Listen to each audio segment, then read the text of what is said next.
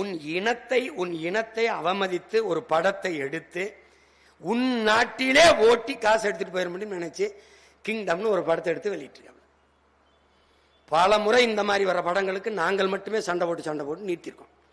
இப்ப நான் தொடர்ச்சியா தேவேந்திர சொந்தங்களை பட்டியலிருந்து வெளியேற்ற சொல்லி மாடு மேய்க்கிற போராட்டம், நெசவு போராட்டம், இப்படி தொடர்ச்சியா களத்தில் நின்றுட்டதுனால அவன் பாரு ஒரு இடத்துல எடுக்கிறான், ஒரு இடத்துல ஓட்டுறான்.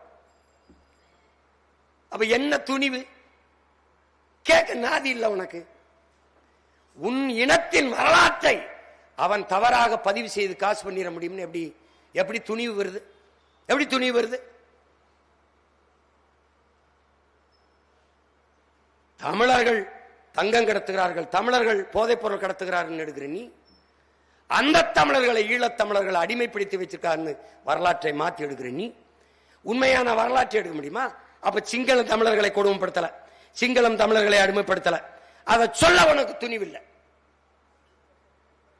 துணிவில்லை. இதை ஏண்டா செய்யறான்னு கேட்க தமிழனுக்கு நாதி இல்ல.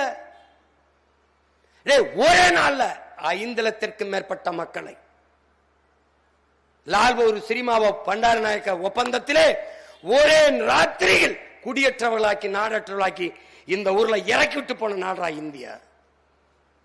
அதை எடுப்பியா? விமர்சிச்சு எடுப்பியா? இங்க வந்து இறக்கி விட்டானு குடியிருக்க வீடு கொடுத்தானா? பிழைக்க பொழப்பு கொடுத்தானா? அது எங்க இருக்கான்னு சொல்ல சொல்றான். அது சொல்ல பாப்போம்.